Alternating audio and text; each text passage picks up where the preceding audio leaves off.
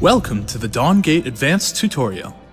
In this video, we will be going into further detail on some of Dawngate's unique gameplay mechanics.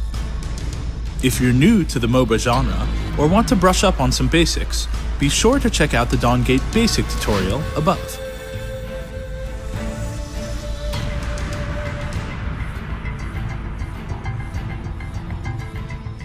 Unique to Dawngate is the presence of a spellbook, a universal choice of spells of varying utility and effect. At levels 1, 10, and 20, a spellbook point is made available, allowing you to pick a spell of your choice to be made yours for the remainder of the game. These spells are all very impactful and thus have much higher cooldowns than a Shaper's primary 4 abilities. To choose a spell, click on the spellbook button or simply click on the icon above the spell slot. You also have the option to change your spell selections for a small cost, allowing you to adjust your spellbook for early and late game strategies. Dawngate features a 2-lane map, with both lanes connecting the opposing team's bases. Each lane is defended by 3 bindings per side. Bindings are strong defensive structures that can be destroyed with concerted effort. At regular intervals, minions spawn and march toward the opposing base in an attempt to destroy the enemy bindings and guardian. Assisting minions in their push are larger units called striders. Striders are influenced by the state of enemy bindings in their lane.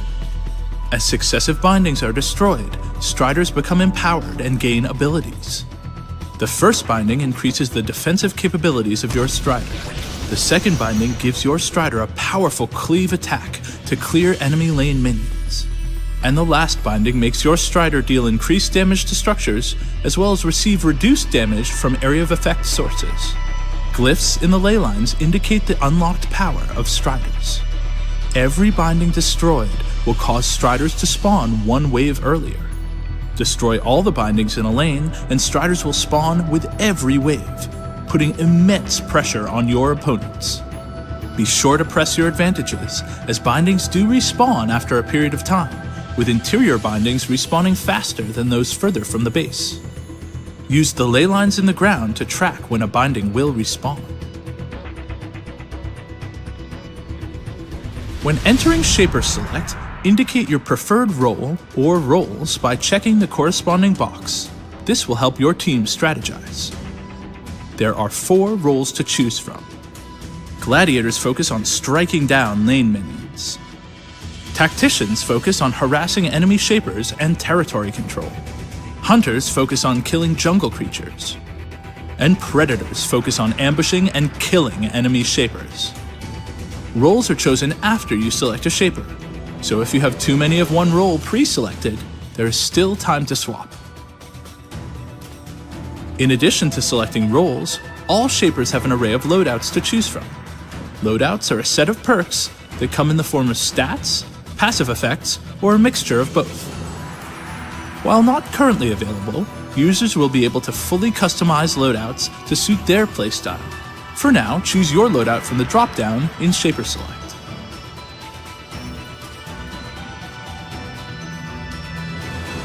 Items have branching upgrade paths, becoming increasingly more powerful from basic to advanced to legendary.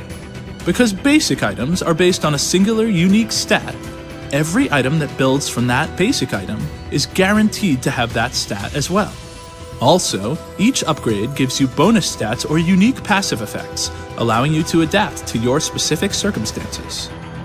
Remember that unique passive effects with the same name do not stack, so be sure to vary your item selection accordingly. Items award the following stats.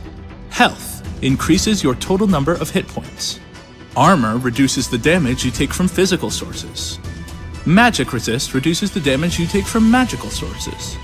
Power increases the effectiveness of your abilities and the damage of your basic attacks. Defense penetration causes any damage you deal to be unaffected by a portion of your target's armor and magic resistance. Mastery gives basic attacks a chance to critically strike and causes abilities to overload, re-dealing a percentage of their damage. Life Drain causes you to be healed for a percentage of the damage you deal. Haste increases basic attack speed, reduces the cooldown of abilities, and increases movement speed.